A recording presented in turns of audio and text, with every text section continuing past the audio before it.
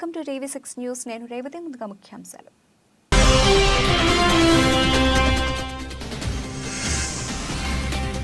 పుతిన్ను కలిసిన జైశంకర్, మోదీని ఆహ్వానించిన రష్యా అధ్యక్షుడు.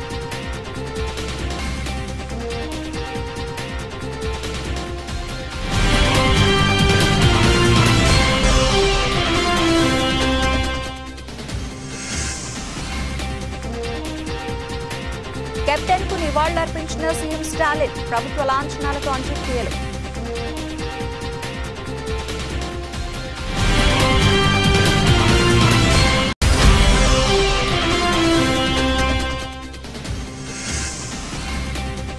డంపర్ను ఢీకొట్టిన ప్రైవేటు బస్సు, 13 మంది సజీవ దహనం.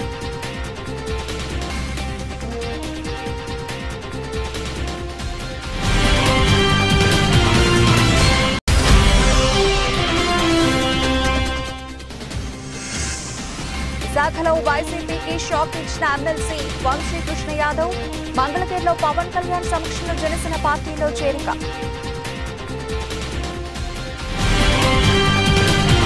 విదేశాంగ మంత్రి ఎస్ జైశంకర్ రష్యా అధ్యక్షుడు వ్లాదిమిర్ పుతిన్ ను కలిశారు. క్రెమ్లిన్లో ఆ ఇద్దరి భేటీ జరిగింది. అనేక అంశాలపై వాళ్లు చర్చించుకున్నారు. ఉక్రెయిన్ యుద్ధం గురించి కూడా చర్చించుకున్నట్లు చెప్పారు. వచ్చే ఏడాది తమ దేశానికి రావాలంటూ ప్రధాని మోదీకి పుతిన్ ఆహ్వానం పంపినట్లు జైశంకర్ తెలిపారు. స్నేహితుడు మోదీని తమ దేశానికి ఆహ్వానిస్తున్నామని పుతిన్ అన్నారు. రష్యాలో జైశంకర్ 5 రోజుల పర్యటనలో ఉన్నారు. ఆ దేశ విదేశాంగ మంత్రి సెర్గీ లావ్రోవ్ ను కూడా ఆయన కలిశారు. ఉక్రెయిన్ సంక్షోభాన్ని పరిష్కరించేందుకు ప్రధాని మోదీ తన స్థాయికి తగినట్లు ప్రయత్నం చేశారని పుతిన్ పేర్కొన్నారు. శాంతియుతంగా రష్యా సమస్యను పరిష్కరించినందుకు సహకరిస్తూ ఉన్న భారత్కు సమాచారాన్ని ఇవ్వడానికి సిద్ధంగా ఉన్నట్లు రష్యా అధ్యక్షుడు తెలిపారు. వచ్చే ఏడాది జరగనున్న వార్షిక సదస్సులో మోదీ పుతిన్ భేటీ అవుతారని మంత్రి జైశంకర్ వెల్లడించారు. ఆ ఇద్దరు నేతలు తరచూ టచ్లో ఉన్నట్లు చెప్పారు. భారత్ రష్యా మధ్య వాణిజ్య ఆదాయం పెరుగుతోందని పుతిన్ పేర్కొన్నారు. గత ఏడాదితో పోలిస్తే ఈ ఏడాది వృద్ధి రేటు అధికంగా ఉన్నట్లు ఆయన తెలిపారు. తమిళ స్టార్ నటుడు డిఎండికే అధినేత కెప్టెన్ విజయకాంత్ కు తమిళనాడు ముఖ్యమంత్రి ఎంకే స్టాలిన్ నివాళులర్పించారు. చెన్నైలోని విరుగంబాకంలో నటుడి నివాసానికి చేరుకున్న సీఎం కెప్టెన్ భౌతిక కాయంపై పూలు ఉంచి నివాళులర్పించారు. అనంతరం కుటుంబ సభ్యులను పరామర్శించారు. ప్రభుత్వ లాంఛనాలతో విజయకాంత్ అంత్యక్రియలు నిర్వహించనున్నట్లు ఈ సందర్భంగా స్టాలిన్ వెల్లడించారు. కెప్టెన్ విజయకాంత్ తీవ్ర అనారోగ్యంతో బాధపడుతూ గురువారం ఉదయం చెన్నైలోని ఓ ఆసుపత్రిలో చికిత్స పొందుతూ ప్రాణాలు కోల్పోయిన విషయం తెలిసిందే. ప్రస్తుతం ఆయన వయసు 71 ఏళ్లు. కెప్టెన్ మృతి వార్త తెలుసుకున్న సినీ రాజకీయ ప్రముఖులు, అభిమానులు సోషల్ మీడియా ద్వారా సంతాపం ప్రకటిస్తున్నారు. మరోవైపు విజయకాంత్ మృతదేహాన్ని అభిమానుల సందర్శనార్థం కోయంబేడులోని డిఎండికే కార్యాలయానికి తరలించారు. మధ్యప్రదేశ్లోని గుణాలో ఘోర రోడ్డు ప్రమాదం జరిగింది. బుధవారం అర్ధరాత్రి దాటిన తర్వాత గుణ ఆరోన్ రహదారిపై ఎదురుగా వస్తున్న డంపర్ను ప్రైవేటు బస్సు ఢీకొట్టింది. దీంతో బస్సులో ఒక్కసారిగా మంటలు చెలరేగాయి. అప్పటికే ప్రయాణికులు మంచి నిద్రలో ఉండటంతో 13 మంది సజీవ దహనమయ్యారు. మరో 17 మంది గాయపడ్డారు. సమాచారం అందుకున్న పోలీసులు ఘటనా స్థలానికి చేరుకుని సహాయక చర్యలు చేపట్టారు. క్షతగాత్రులను దవాఖానకు తరలించారు. ఈ ప్రమాదం నుంచి 4 మాత్రమే క్షేమంగా బయటపడ్డారని గుణ జిల్లా కలెక్టర్ తరుణ్ రాఠీ తెలిపారు. ప్రమాద సమయంలో బస్సులో 30 మంది ప్రయాణికులు ఉన్నారన్నారు. మంటల్లో మృతదేహాలు గుర్తుపట్టలేనంతగా కాలిపోయాయని చెప్పారు. ప్రమాద స్థలం నుంచి అన్ని మృతదేహాలను తొలగించామని, ప్రమాదానికి గల కారణాలు తెలుసుకోవడానికి దర్యాప్తు చేస్తున్నామని వెల్లడించారు. అభయహస్తం 6 గ్యారంటీల దరఖాస్తులను ప్రజల నుండి స్వీకరిస్తున్న డోర్నకల్ ఎమ్మెల్యే ప్రభుత్వపు డాక్టర్ జాటోతు రామచంద్ర నాయక్.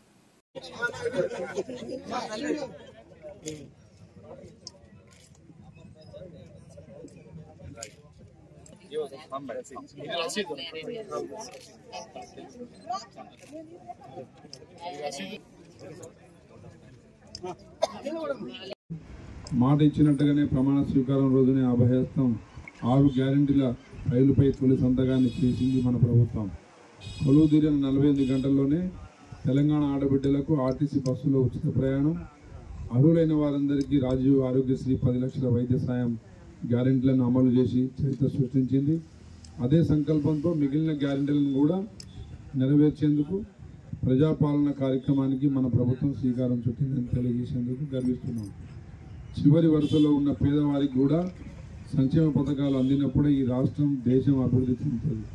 ప్రజాపాలన ఉద్దేశం నిస్సహాయులకు సాయం చేయడమే. స్వయంగా ప్రభుత్వమే ఇవాళ మీ ఊరికి, మీ ఇంటికి వచ్చింది. మహాలక్ష్మి రైతు భరోసా, గృహజ్యోతి, ఇందిరమ్మ ఇండ్లు, చేయూత పథకాల కోసం అర్హులైన ప్రతి ఒక్కరి నుంచి దరఖాస్తులను స్వీకరిస్తుంది. ఈ మహత్తర అవకాశాన్ని మీ అందరూ సద్వినియోగం చేసుకుంటారని, ప్రజాప్రభుత్వం తలపెట్టిన సంక్షేమ యజ్ఞంలో భాగస్వాములు అవుతారని కోరుకుంటున్నాము. కృతజ్ఞతతో మీ ఒంటరి మహిళ, వితంతు, చేనేత కార్మికులు, ఎయిడ్స్ వ్యాధిగ్రస్తులు, ఫైలేరియా వ్యాధులు, అదేవిధంగా బీడీ టేకేదారి ఒక్క సింగిల్ అప్లికేషన్తోనే ఆ కుటుంబ వివరాలు అన్నీ సేకరింపబడతాయి. ఈ అప్లికేషన్ ద్వారానే వికలాంగులు ఎంతమంది ఉన్నారు, వితంతువులు ఎంతమంది ఉన్నారు, ఒంటరి మహిళలు ఎంతమంది ఉన్నారు, ప్రతి డేటా సిస్టంలో జత చేయడం జరుగుతుంది. కాబట్టి భవిష్యత్తులో తప్పకుండా ఇక ఎంఆర్ఓ ఆఫీసుల చుట్టూ కానీ, మీ సేవా కేంద్రాల చుట్టూ కానీ ప్రజలు తిరగాల్సిన అవసరం ఉండదు. ఈరోజు సదరం క్యాంపులో ఫిజికల్ హ్యాండిక్యాప్డ్ దివ్యాంగుల సర్టిఫికెట్ ఉంటే అది కూడా జత చేసేయవచ్చు. సో వివరాలు కరెక్ట్గా అందజేయడానికి ప్రజలకు మీ ద్వారా ఇన్ఫర్మేషన్ ఇచ్చే విధంగా కొంచెం వివరంగా మీరు రాస్తే తప్పకుండా ప్రజలు. రైతుల సంక్షేమానికి ప్రాథమిక వ్యవసాయ సహకార సంఘం కృషి చేస్తుందని ఎమ్మెల్యే ప్రకాష్ గౌడ్ అన్నారు. గురువారం శంషాబాద్ మండల పరిధిలోని మల్కారం గ్రామంలో ఉమ్మడి రంగారెడ్డి జిల్లా DCC director, Malkaram PSCS chairman Murukunta Satish ఆధ్వర్యంలో నూతనంగా నిర్మించిన కోల్డ్ స్టోరేజ్ గోడౌన్ నిర్మాణాన్ని ఎమ్మెల్యే ప్రకాష్ గౌడ్ ప్రారంభించారు. ప్రజల నుండి నేర్చుకోవాలి. ఆనాడు మనం ఎంతో కష్టపడి తెలంగాణ తెచ్చుకున్నాం. తెలంగాణ తెచ్చుకున్న తర్వాత మన ముఖ్యమంత్రి గారు ఒకటే ఆలోచన ఉండే, ప్రజలకు అందరూ కూడా తెచ్చుకున్న తెలంగాణను సుఖ సంతోషంతో ఉండాలి. నేను కాళేశ్వరం కానీ ఇవన్నీ ప్రాజెక్టులు కట్టి కోట్లాది రూపాయలు పెట్టి వాళ్ళు తీసుకొచ్చి చాలా మాట్లాడతారు, మీరు ఇంటుంటారు టీవీలలో. మనం కూడా ఇంకో 100 రోజుల దాకా ఎవరితో మాట్లాడద్దు, ఎవరి గురించి అనవద్దు అనేది కూడా మనం కూడా ఒక ఆలోచిస్తున్నాం. ప్రభుత్వం మంచి పని చేస్తే మనం కూడా స్వాగతిస్తాం. మంచి పని చేయకపోతే కూడా కనవాల్సింది ఎవరో కానీ దానివల్ల మనకందరూ కూడా మేము నష్టం జరిగింది ఏం లేదు, మీ అందరూ కూడా తెలుసు. ఇదే పట్టుదల మనం అందరూ కూడా మీ సర్పంచ్ ఎలక్షన్ని కానీ, ఎంపీ ఎలక్షన్ని కానీ, జడ్పీటీసీ అని కానీ, ఎంపీపీ అని కానీ బలంతో మీరు ఉండవలసిన బాధ్యత మీలో ఉన్నది. మనకు సైన్యం ఎక్కువ ఉన్నది, పోరాటం కూడా తక్కువ ఉంటుంది, సైన్యం ఎక్కువ ఉన్నది, ఈజీగా చేయగలుగుతాం. ఏ పని చేసినా మంచిగా గెలవగలుగుతాం. మహబూబాబాద్ జిల్లా కలెక్టరేట్లో జిల్లా కలెక్టర్ కె శశాంక అధికారులతో కలిసి విలేకరుల సమావేశం నిర్వహించి మాట్లాడుతూ, రేపటి నుండి తెలంగాణ రాష్ట్ర ప్రభుత్వం ప్రజాపాలనలో భాగంగా 6 గ్యారెంటీల అమలుకు దరఖాస్తులు స్వీకరించబడతాయని, ప్రతి గ్రామంలో అర్హులైన ప్రతి ఒక్కరూ ఈ దరఖాస్తును పూర్తి చేసి కౌంటర్లో అందించి రసీదు స్వీకరించాలని, ఎవరు ఏ అనుమానాలు ఉన్నా సంబంధిత అధికారి వద్ద నివృత్తి చేసుకోవాలని, ఇదే దరఖాస్తు దశ మాత్రమే అని, ప్రభుత్వ నిబంధనలకు లోబడి లబ్ధిదారులకు ప్రభుత్వ పథకాలు అమలు చేయబడతాయని, కావున ప్రతి ఒక్కరూ 6 గ్యారెంటీలకు సంబంధించి దరఖాస్తు చేసుకోవాలని సూచించారు.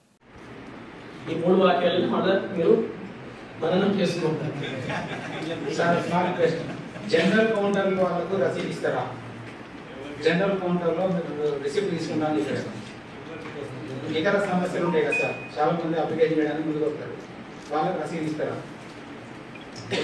రిజిస్టర్లో అయితే మేము నమోదు చేసుకుంటా ఉన్నాము. రసీదు గురించి కూడా అవకాశం ఉంటే ఆలోచిస్తాం ఖచ్చితంగా. పాత పెన్షన్దారులు, పాత రైతు భరోసాదారులు దరఖాస్తు చేసుకోవాలా వద్దా? మీరు వాళ్ళకు కూడా ఒకసారి అప్లికేషన్ కాపీ పంపిస్తారు. ఫార్వర్డ్ చేస్తే మాత్రం కింద నెలకు 4,000 మరియు దివ్యాంగుల పెన్షన్ 6,000 పొందేందుకు ఈ కింద వివరాలు తెలపండి. ప్రస్తుతం పెన్షన్ పొందుతూ అప్లికేషన్ పొంది జరిగితే మీరు కూడా చాలా మందికి అవగాహన కల్పించిన వాళ్ళు అప్లికేషన్ అనేది రాసు పెన్షన్ సంబంధించిన వాళ్ళు వస్తున్న వాళ్ళు ఇప్పుడు తీసుకుంటున్న వాళ్ళు మళ్ళీ దరఖాస్తు చేయాల్సిన అవసరం లేదు.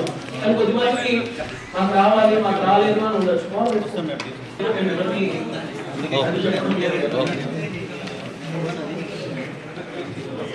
పొట్టి శ్రీరాములు బొమ్మ ఆవరణలో బుధవారం విద్యాశాఖ సమగ్ర శిక్ష కాంట్రాక్ట్ అవుట్సోర్సింగ్ అన్ని విభాగాల ఉద్యోగుల నిరవధిక 8వ రోజు సమ్మెలో భాగంగా అవుట్సోర్సింగ్ ఉద్యోగులంతా మానవహారంతో తమ నిరసనను తెలియజేశారు. అనంతరం జేఏసీ అధ్యక్షులు మురళీకృష్ణ మాట్లాడుతూ, ముఖ్యమంత్రి జగన్మోహన్ రెడ్డి ప్రతిపక్ష నాయకులుగా పాదయాత్రలో భాగంగా ఇచ్చిన మాటను నిలబెట్టుకోవాలని, మాట తప్పని ముఖ్యమంత్రిగా ఉండాలని జేఏసీ తరఫున అభ్యర్థిస్తున్నామన్నారు. నా పేరు పి తవిట్నాయుడు సార్, శ్రీకాకుళం జిల్లా SSA general secretary sir, JAC JAC general secretary sir. మేము గత 8 రోజులుగా ఈ సమగ్ర శిక్షలో ఉండేటటువంటి అన్ని కేటగిరీ ఉద్యోగుల్ని రెగ్యులర్ చేయాలని, అలాగే సమాన పనికి సమాన వేతనం అమలు చేయాలని, హెచ్ఆర్ పాలసీ అమలు చేయాలని, ఎంటీఎస్ కల్పించాలని తదితర న్యాయమైనటువంటి డిమాండ్లు సాధన కోసం మేము రాష్ట్ర ప్రభుత్వానికి ఇదివరకే తెలియజేసి మేము సబ్మిట్ చేయడం జరుగుతుంది సార్. ఇప్పుడు మేము కోరినటువంటి కోరికలు కానీ డిమాండ్స్ కానీ ఏవి కూడా గొంతెమ్మ కోరికలు కావు. ఆయన ఆ రోజు ప్రతిపక్ష నేత హోదాలో పాదయాత్ర సమయంలో ఇచ్చినటువంటి హామీలు నెరవేర్చండి అయ్యా అని మేము అడుగుతున్నాం. అయినా సరే ఆయన ఈరోజు ప్రభుత్వానికి వచ్చి కొత్త కాదు, 4.5 ఏళ్ళు గడిచిపోయింది. మా పట్ల ఆయనకి ఎటువంటి చిత్తశుద్ధి కూడా కనిపించట్లేదు. కనీసం మేము పనిచేసినటువంటి కాలానికి కూడా జీతాలు వేయలేని పరిస్థితి వచ్చింది. అదేం దౌర్భాగ్యమో కానీ మేము డిమాండ్లు నెరవేర్చండి అని అడుగుతామని ఉద్దేశంతోనేమో జీతాలు వేయకుండా ఆయన మమ్మల్ని రోడ్డు ఎక్కించేలా ఇబ్బంది పెట్టే పరిస్థితులు తీసుకొస్తున్నారు.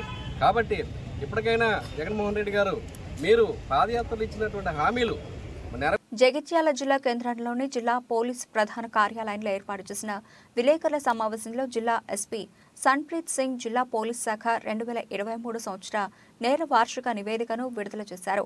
ఈ సందర్భంగా ఎస్పీ మాట్లాడుతూ జిల్లాలో శాంతి భద్రతల పరిరక్షణకు పోలీసులు నిరంతరం కృషి చేస్తున్నారని, జిల్లాలో గంజాయి దొంగతనాల నివారణకు తగు చర్యలు తీసుకుంటున్నామని, ప్రజలు ఏ సమస్య ఉన్నా పోలీస్ స్టేషన్కు వచ్చి ఫిర్యాదు చేయొచ్చని, ప్రతి కేసుకు ఖచ్చితంగా ఎఫ్ఐఆర్ నమోదు చేయాలని తెలిపారు.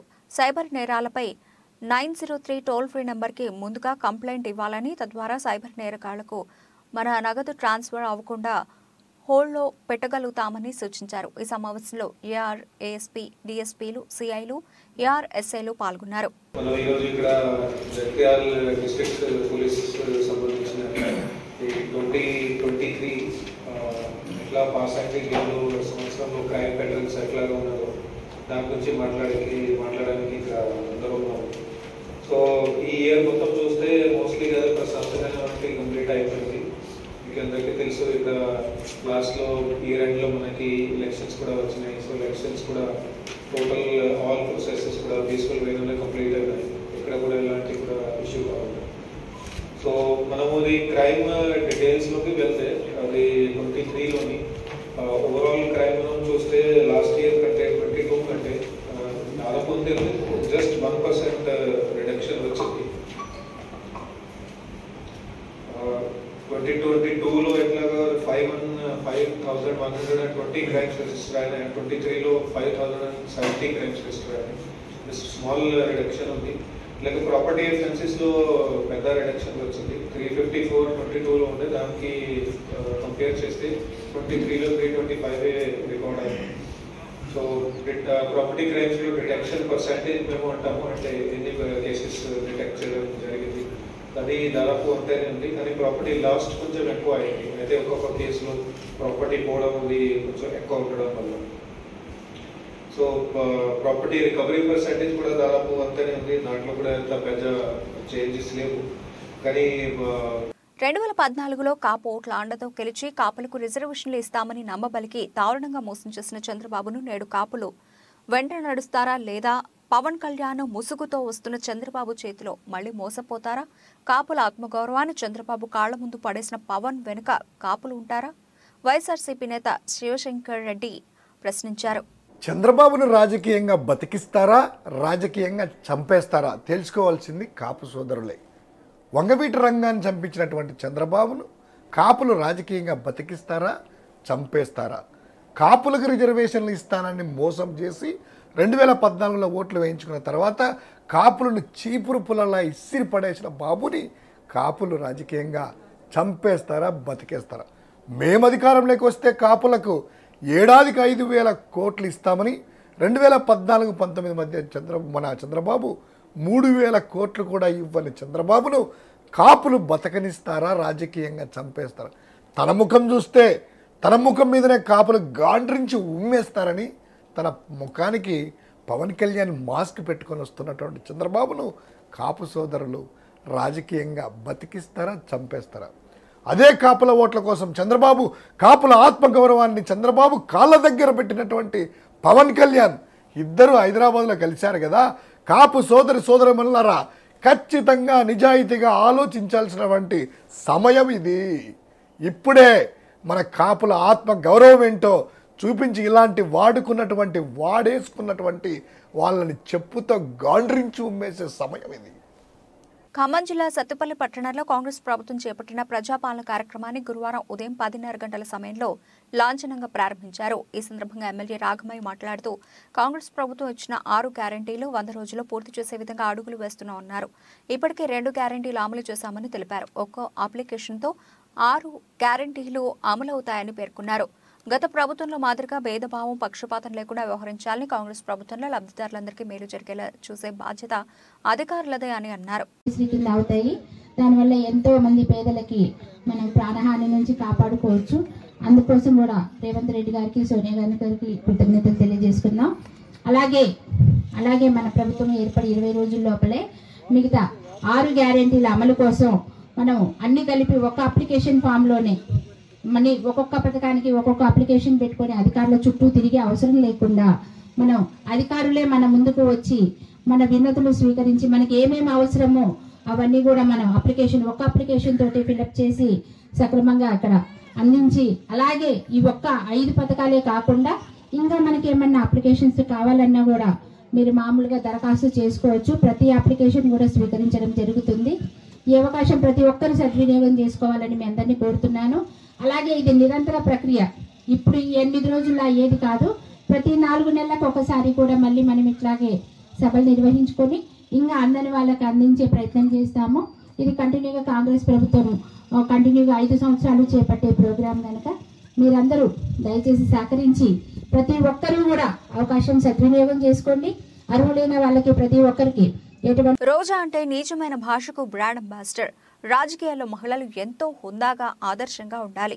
కానీ రోజా మాత్రం మహిళ అనే సంగతి మరిచి మాట్లాడుతున్నారు. తెలుగుదేశం టీడీపీ నాయకుల గురించి మీరు మాట్లాడే మాటలు, హావభావాలు చూస్తుంటే సాటి మహిళగా సిగ్గుపడుతున్నాం. జగన్మోహన్ రెడ్డి ప్రాపకం కోసం, మీకు సీటు కోసం అసభ్యంగా మాట్లాడుతున్నారు. టీడీపీ 175 స్థానాల్లో పోటీ గురించి రోజా నోరు పారేసుకున్నారు. టీడీపీ అంటే క్రమశిక్షణ కలిగిన పార్టీ. మా పార్టీలోనే కార్యకర్త నుంచి నాయకుల వరకు హుందాగా ఉండేటట్టు చంద్రబాబు తీర్చిదిద్దుతారు.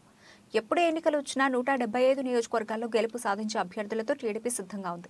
వైసీపీ పార్టీల ఎమ్మెల్యేలే బయటకు వెళ్లిపోతున్నారు. జగన్ రెడ్డి భయంతో ఎమ్మెల్యే అభ్యర్థులను మారుస్తున్నారు. జగన్ రెడ్డిపై ప్రజా వ్యతిరేకత తీవ్ర స్థాయిలో ఉండడంతో రోజా పిచ్చి పట్టినట్లుగా మాట్లాడుతున్నారని ఎద్దేవా చేశారు. మహిళగా మంత్రి పదవి బాధ్యతలు నిర్వర్తిస్తున్న రోజా సెల్వమణి గారికి ఒక మనవి, సూచన, హెచ్చరిక. రోజా గారు, మహిళల నుంచి మన సమాజం, ఇతరులు కాస్త సభ్యత, సంస్కారం, హుందాతనం ఆశిస్తారు. అందులో రాజకీయాల్లో ఉన్న మహిళలు ఇంకెంత హుందాగా ఉండాలో ముందు తరంలో ఉన్న ఎంతో మంది మహిళా నాయకురాలను చూసి నేర్చుకోండి. ఈరోజు తెలుగుదేశం గురించి, తెలుగుదేశం నాయకుల గురించి మీరు మాట్లాడే మాటలు, మీ హావభావాలు చాలా నీచంగా ఉంటున్నాయి. ముఖ్యంగా మీకు ఎలా ఉందో నాకు తెలియదు, కానీ మీ గురించి ఆంధ్ర రాష్ట్రంలో ఇతర మహిళలు తిరుగుతున్న తిట్లు అవన్నీ వింటుంటే మీరు ఏ పార్టీ వారైనా సరే కానీ మహిళ కాబట్టి మహిళలుగా మేమందరం కూడా సిగ్గుపడుతున్నాం. ఏ రంగంలో మహిళలు ఎలా ఉండకూడదో అలా ఉంటున్నారు మీరు. ఈరోజు 175 నియోజకవర్గాల్లో తెలుగుదేశం పార్టీ అభ్యర్థుల గురించి నోరు పారేసుకుంటున్నారు. దయచేసి ఒక్కటి ముందు గమనించుకోండి. మీకు కానీ మీలాగా తెలుగుదేశం పార్టీ మీద నోరు పారేసుకుంటున్న వాళ్ళు జగన్ రెడ్డి ప్రాపకం కోసం రేపు ఉదయం మీకు అసలు టికెట్లు వస్తాయో లేదో తెలియదు కాబట్టి నోరు పారేసుకుంటేనైనా జగన్ రెడ్డి టికెట్లు ఇస్తారని ఒక నీచమైన ఆలోచనతో నోరు పారేసుకుంటున్నారు. ఎప్పుడు ఎన్నికలు వచ్చినా 175 నియోజకవర్గాల్లో గెలుపుని సాధించే అభ్యర్థులతో రెడీగా ఉన్నది తెలుగుదేశం పార్టీ. ఇక ఓటమి బాటే కాదు, పతనావస్థకు చేరుకున్న మీ వైఎస్ఆర్పీ పార్టీలో అసలు రేపు ఉదయం మీకు టికెట్ ఇస్తారో లేదో ముందు అది కనుక్కొని అప్పుడు మాట్లాడితే బాగుంటుంది. దయచేసి నోరుని అదుపులో పెట్టుకుంటే మహిళగా అయినా ఆ కొంచెం గౌరవమైనా మీరు నిలుచుకుంటారని ఆశిస్తూ మీ తోటి మహిళగా ఉంటున్న మీ సోదరి గౌతు శిరీష. గొల్లప్రోలు నగర పంచాయతీ శానిటేషన్ వర్కర్ల సమస్యలు పరిష్కరించాలని నగర పంచాయతీ కార్యాలయం వద్ద సమ్మె నిర్వహించారు. కార్యదర్శి సిహెచ్ రమణ మాట్లాడుతూ రాష్ట్ర ప్రభుత్వం ఎన్నికల ముందు ఇచ్చిన హామీల అమలు చేయాలని, తాము అధికారంలోకి వస్తే శానిటేషన్ వర్కింగ్ పర్మనెంట్ చేస్తామని అన్నారు. అలాగే కనీసం వేతనాలను కూడా పెంచకుండా ఇబ్బంది పెడుతున్నారని ఆయన అన్నారు. అందరినీ పర్మనెంట్ చేయాలని, తమ డిమాండ్ను ప్రభుత్వం పట్టించుకొని అమలు చేయాలని కోరారు. కార్మికులను పట్టించుకొని ఏ ప్రభుత్వం కూడా మనం కూడా సాధించింది లేదన్నారు. ఈ కార్యక్రమంలో అధ్యక్షులు సిఐటి జిల్లా కమిటీ మెంబర్ కె చిన్న, సిటీ నాయకులు నందీశ్వరరావు, అధ్యక్ష కార్యదర్శులు నీలాపు ఏసమ్మ, బి సత్యవతి, సిహెచ్ రామారావు, సింహాచలం, మరడియా, లో బాబు, దివ్యవాణి, పోలమ్మ, రాజమోహన్, సిపిఎం పిఠాపురం నాయకులు కోనేటి రాజు, రజక వృత్తిదారుల సంఘ నాయకులు కె నాగేశ్వరరావు మద్దతు పలికారు. మున్సిపల్ కార్యక్రమం అయితే మాకు మీరు పాదయాత్ర చేసేటప్పుడు మాకు అన్ని హక్కులు ఇస్తానని అన్నారు. కానీ ఇప్పటికొచ్చి మాకు ఏ ధర్మం జరగలేదు. అయినా వయసుని బిడ్డలు ఉన్నారు. మేము ఇప్పటికీ కూడా కష్టపడి ఆ బిడ్డలు పోషించుకుంటున్నాం. ఒక పని పాటలు కూడా కల్పించలేదు. మీరు వచ్చిన తర్వాత, మీరు పాదయాత్ర చేసిన తర్వాత అన్ని హామీలు ఇస్తానని వాగ్దానం పలికినా సరే మేము అలాగే సరిపెట్టుకొని పోయాం. ఇప్పటికి కూడా మాకు మీరేమీ చెప్పలేదు, జవాబు చెప్పలేదు. ఈ సమ్మెలు ఎందుకు చేస్తున్నామంటే మీరు మాకు సొంతంగా పర్మిట్లు చేస్తారని ఆశపడి ఎదురు చూస్తున్నాం. మళ్ళీ చనిపోయిన వాళ్ళకి కూడా ఉద్యోగం కూడా ఇవ్వలేదు. వాళ్ళు కుటుంబం పోషించబడాలా లేదండి, అది మీకు అడుగుతున్నాం పెద్ద అధికారులు కాబట్టి. మాకు చిన్నవాళ్ళకి మీరు చూడాలి కదా. మేము ఊర్లో కార్మిక సంఘం పని చేస్తున్నామంటే, వాళ్ళు శుభ్రత చేస్తున్నామంటే దాన్ని దేని బట్టి మీరు మాట్లాడి మాకు అవకాశం కలిగించకపోతే మేము ఎలా బతకగలం? మీరు చూడకపోతే అధికారులు కూడా పట్టించుకుంటలేదు. అధికారులు అన్ని అధికారాలు కావాలని ఉంటారు. కానీ ఎవరో మా కోసం మాట తప్పుతూ లేదు. మా మాట కూడా తప్పుతున్నారు, చెయ్యి కూడా తిప్పుతున్నారు. దాన్ని బట్టి మీరు మా కోసం మీరు ఆలోచించి మీరు ఏదైనా న్యాయం చేస్తారని పెద్దలకి అడుగుతున్నాను. విశాఖకు చెందిన వైసీపీ ఎమ్మెల్సీ వంశీ పార్టీ మారారు. ఈ రోజు జనసేన అధినేత పవన్ కళ్యాణ్ సమక్షంలో ఎమ్మెల్సీ వంశీ కృష్ణ యాదవ్ జనసేనలో చేరారు. ఈ సందర్భంగా పవన్ కళ్యాణ్ మాట్లాడుతూ వంశీతో తనకు 2009 నుంచే పరిచయం ఉంది. ప్రజారాజ్యం యోజన విభాగం యువరాజ్యం అధ్యక్షుడిగా ఉన్నప్పటి నుంచి వంశీతో తనకు పరిచయం ఉందని ఆయన చెప్పుకొచ్చారు. ఎమ్మెల్సీగా ఉండి కూడా వంశీ జనసేనలోకి వచ్చిన ఆయనని మనస్ఫూర్తిగా పార్టీలోకి ఆహ్వానిస్తున్నానని, అలాగే వంశీ తన సొంతింటికి వచ్చారని అన్నారు. ఆయన పార్టీలకు వచ్చిన విధానం తనకు నచ్చింది. వంశీ ఏ నమ్మకంతో జనసేనలోకి వచ్చారో ఆ నమ్మకం కోల్పోకుండా పార్టీ అండగా ఉంటుందని జనసేన అధినేత పవన్ కళ్యాణ్ అన్నారు. వంశీని తాను నియోజకవర్గం దృష్టిలో తాను చూడడం లేదు. వంశీ వంటి నేతలు రాష్ట్రానికి అవసరం. వంశీకి చాలా బలంగా పార్టీ అండగా ఉంటుంది అని పవన్ కళ్యాణ్ పేర్కొన్నారు. చెన్నుబోయిన వంశీకృష్ణ యాదవ్ గారు ఈరోజు పరిచయం కాదు. 2009 నేను యువరాజ్యం అధ్యక్షులుగా ఉన్నప్పుడు ఆ రోజు నుంచి ఉత్తరాంధ్రలో చాలా బలమైన యంగ్ లీడర్, డైనమిక్ లీడర్. ఆ రోజు నాకు ఆయన ప్రత్యక్షంగా ఆయన చూశాను ఆ రోజున. సో యువరాజ్యంలో ఆయనకి ఆ రోజున ఆయన ఆహ్వానించడం జరిగింది. కోఇన్సిడెంటల్గా మళ్ళీ 2009 తర్వాత మళ్ళీ 2023లో ఎమ్మెల్సీ అభ్యర్థిగా ఉండి కూడా మనస్ఫూర్తిగా ఈ రోజున జనసేన పార్టీలోకి వచ్చినందుకు మనస్ఫూర్తిగా శ్రీ చిన్నబోయిన వంశీకృష్ణ యాదవ్ గారిని మనస్ఫూర్తిగా ఆహ్వానిస్తున్నాను. వారితో పాటు పార్టీలోకి వచ్చిన మీ నలుగురికి కూడా ప్రత్యేకించి నా హృదయపూర్వక ఆహ్వానం పలుకుతూ ఉన్నాను. నేను 2009 నుంచి వీరిని చూస్తూ ఉన్నాను. చాలామంది ఆ రోజుల్లో ఇంక్లూడింగ్ తెలంగాణలో కూడా చాలామంది యువరాజ్యంలో ఉన్న వ్యక్తులు చాలామంది కీలకమైన నాయకులు అయ్యారు ఈ రోజున, అటు తెలంగాణలోనూ ఇటు ఆంధ్రాలో. సో ఆ కోవకు చెందిన శ్రీ వంశీకృష్ణ యాదవ్ గారు మనస్ఫూర్తిగా మళ్ళీ ఇంకొకసారి రావటం, ఇందాక ఆయన అన్నట్టుగా తిరిగి సొంత ఇంటికి నేను వచ్చినట్టుగా ఉందంటే మనస్ఫూర్తిగా నేను అదే దృష్టితో చూస్తూ ఉన్నాను. ఇది అలాగే ఆయన వచ్చిన విధానం నాకు చాలా నచ్చింది. ఏ సమస్యల మీద ఇవన్నీ ప్రస్తావించకుండా భావజాలం ఇది మరింతగా ఆకట్టుకుంది. ఆయన పార్టీలోకి రాకముందు చర్చలు జరిగిన చర్చల మీద నేను అర్థం చేసుకుంది. వైఎస్ఆర్సీపీ పాలన గురించి వీటి గురించి ఏమి కాకుండా నేను ప్రత్యేకించి ఇంతకుముందు ఎట్లాగైతే ఆకర్షితున్నాయి నేను 2009లో వచ్చాను. అది కూడా చాలా స్వల్ప తేడాతో ఓడిపోయారు విశాఖ తూర్పు నియోజకవర్గం నుంచి. 2014 కూడా అదే పరిస్థితి. కానీ పోటాపోటీగా మళ్ళీ ఎమ్మెల్సీ ఎన్నికల్లో పోటీపడి గెలిచి ఆ విజయం మరి ఇలాంటి బలమైన నాయకుడిని జనసేనకి మనస్ఫూర్తిగా ఇష్టపడి వచ్చినందుకు ఇంకొక మారు మనస్ఫూర్తిగా ధన్యవాదాలు తెలుపుకుంటూ, ఏ నమ్మకంతో అయితే జనసేనలోకి వచ్చారో మీకు మనస్ఫూర్తిగా నేను వ్యక్తిగతంగా పార్టీ పరంగా భరోసా ఇస్తున్నాను. మీకు అండగా ఉంటాం. మీతో పాటు వచ్చిన మీ అందరికీ కూడా ఈ రోజున కండువాలించిన ప్రతి ఒక్కరు కూడా పేరు పేరున మీలో ఒకళ్ళు ఇద్దరు నాకు ఖచ్చితంగా యువరాజ్యంలో చేశారని అనుకుంటా ఉన్నాను. మీరు చేశారు దుర్గాప్రసాద్ గారు. సో మీ అందరికీ మరోమారు మనస్ఫూర్తిగా స్వాగతం పలుకుతూ, నేను చూస్తుంది మీకు ఆయనతో పాటు గత దశాబ్దన్నర కాలంగా ఉన్నారు కాబట్టి ఆయనకి ప్రత్యేకించి మీకు చెప్తున్నాను. ఇది ఆయన్ని నేను ఒక నియోజకవర్గం దృష్టితో చూడట్లేదు. అలాంటి బలమైన వ్యక్తులు రాష్ట్రానికి చాలా అవసరం. రాష్ట్ర స్థాయి నాయకుడిగా ఆయన ఎదగాలి. మనస్ఫూర్తిగా దానికి నా వంతు కృషి నేను చేస్తానని మీకు తెలియజేసుకుంటూ, ఆయన నమ్మి మీరు ఇంతకాలం ఆయనతో ఉన్నందుకు మీరు మనస్ఫూర్తిగా భవిష్యత్తులో ఆయనకి మంచి భవిష్యత్తు వేసేలాగా పార్టీ చాలా నిర్మాణాత్మక చర్యలు తీసుకుంటాం.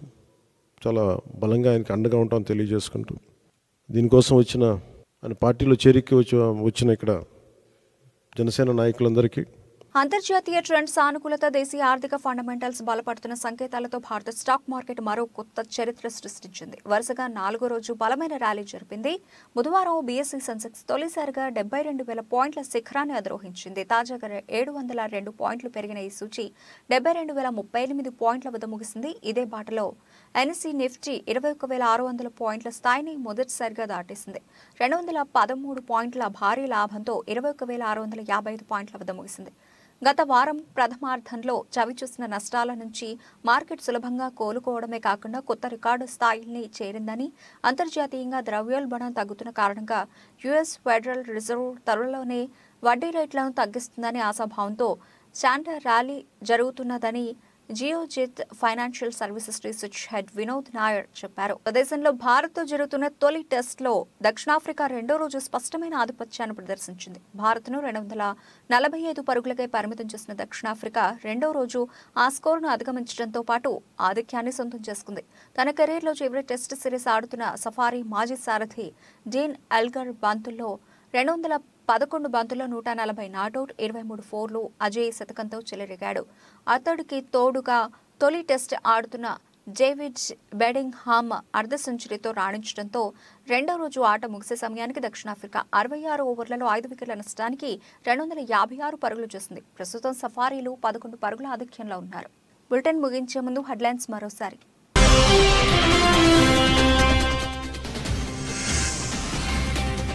పుతిన్ను కలిసిన జైశంకర్, మోదీని ఆహ్వానించిన రష్యా అధ్యక్షుడు.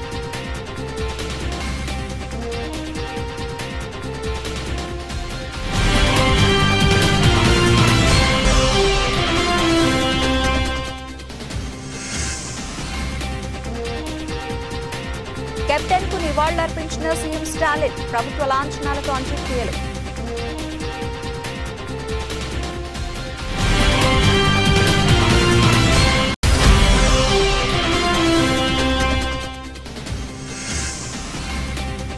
డంపర్ను ఢీకొట్టిన ప్రైవేట్ బస్సు, 13 మంది సజీవ దహనం.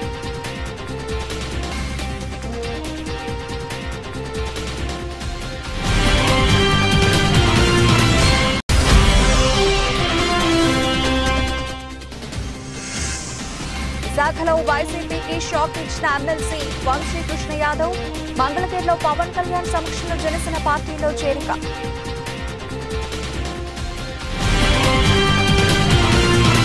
ఇవి ఇప్పటివరకు నబిల్చిన అప్డేట్స్. మరిన్ని అప్డేట్స్తో మళ్ళీ కలుద్దాం. అంతవరకు సెలవు. నమస్తే.